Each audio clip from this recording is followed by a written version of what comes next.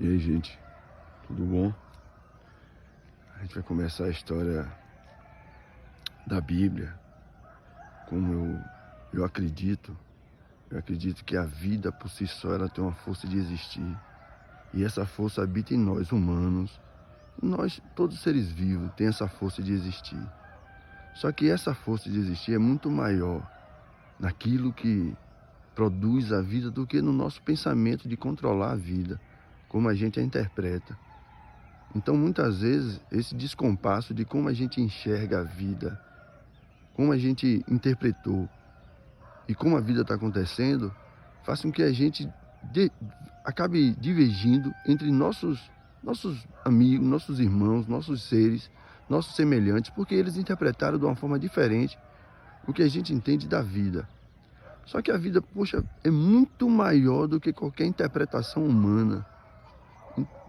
Fica até difícil um humano, um ser mortal pequeno, ele entender todo o universo sozinho, sem tantos outros seres vivos, tanta outra forma de vida que dialoga com a existência, com ele mesmo, para que ele sobreviva. Ele tira às vezes alimento de outros seres, de outros lugares, né, de um astro, tira alimentos, né, a energia solar é uma energia que nos alimenta poderosamente. E a gente precisa disso para poder se manter vivo, como do oxigênio, como de outras formas, né? Então, isso é a vida. Essa força muito maior do que a gente tem, a gente pensa. E pensando nisso, começando essa história da Bíblia, há um momento no início da leitura bíblica que diz que o mundo era sem forma. E Deus disse, haja luz. Eu fico pensando o que era nascer a luz, né?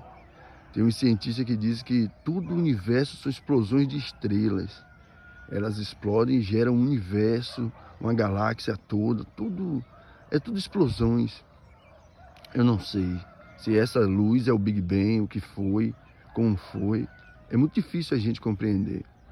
Quando a gente olha para a Bíblia que fala luz, esse entendimento aí, né?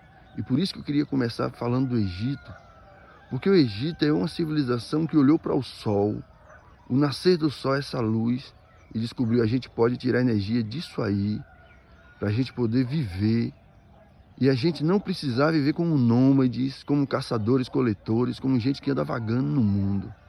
Aquilo que lá na Bíblia vai estar escrito como um arameu errante. O pai da fé, Abraão, era um arameu errante. Desceu com pouca gente para o Egito, porque o Egito já havia dominado uma forma de lógica de tempo junto com o sol, para que ele pudesse ter uma agricultura, poder fazer a terra produzir uma forma de sustento para que aquela civilização perdurasse mais tempo do que vagando pelo mundo. Essa civilização que foi uma das mais poderosas que a gente tem ideia no planeta, a civilização egípcia. Até hoje a gente sofre grandes influências da sua cultura, da sua forma milenar de lidar com a natureza, de lidar com os rios. Rapaz, é coisas impressionantes, velho, que o Egito contribuiu para a nossa civilização. O Egito está lá, as pirâmides estão lá durando o que esses homens viveram, o túmulo deles, do que foi essa civilização. E Israel teve lá. Israel não era nem Israel, não tem nada disso aí, nada do que era judaísmo, não existe nada. O que existiu foi um povo ali, que diante daquele império todo egípcio, um povo, aquele que estava abaixo, construindo, sustentando a pirâmide, se sentiu muito, sofreu de tal forma que começou a clamar a Deus do universo, para que esse Deus do universo aparecesse e tirasse ele daquela situação de opressão entre eles e outro povo que também, ao que se sabe, Deus tinha capacitado para poder dar controle sobre a natureza. É isso que é a interpretação do sonho de José.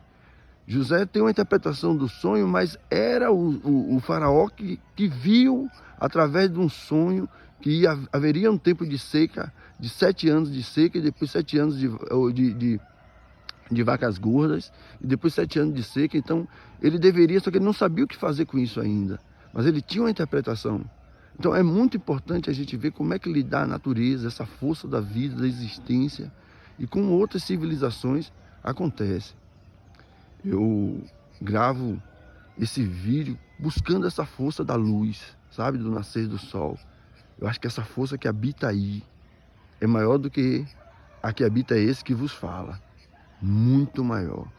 Nenhuma imagem dessa, nenhuma energia de você acordar e ver o nascer de um sol, do que você ser contaminado pela vida, do que você tomar um banho de mar, do que você poder respirar um oxigênio que parece tão vulgar, beber uma água, que parece as coisas mais simples, mas é tão necessário à nossa vida, que às vezes a gente não enxerga o quanto isso é importante para nos mantermos vivos. Porque a gente se apegou a outras histórias, outros contos, outros projetos nossos de fantasiar o mundo, de criar um mundo que sirva para a gente como um prazer, enquanto a gente aqui habitar como seres efêmeros, seres mortais, seres que não têm domínio sobre a sua própria vida. Mas, por incrível que pareça, é o céu, é o sol, é a vida, é ela que nos mantém vivos. A gente esquece de que a gente não ficaria minutos vivo se esse ar que está fora não invadisse nossos pulmões, não fizesse percorrer o nosso sangue, nosso organismo, a respiração, para a gente, a água que a gente lidar com forma tão, às vezes, difícil. A gente precisa tanto desse líquido para nos mantermos vivos, diariamente, todos os dias. Isso é Deus, é a vida, é a existência. A gente dá o nome que for, mas é um ser inefável, incompreensível à nossa cognição humana, porque a nossa mente ainda é muito pequena, muito pequena. A gente ainda é muito ignorante das coisas, como eu já fui muito mais ignorante.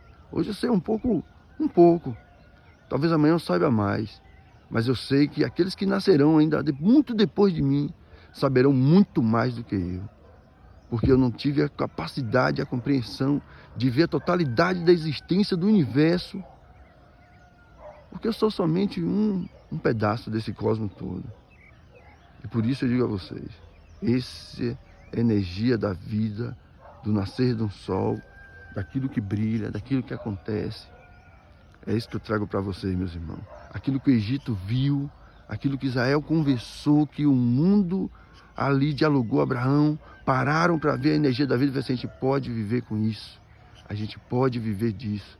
A gente pode viver de vida, porque é a vida que mantém a gente vivo. A gente não vive de ilusões. As ilusões cegam o nosso entendimento, cegam a nossa compreensão, cegam a nossa relação com o outro, com o nosso semelhante. A gente vive da vida, porque é a vida que nos mantém vivos.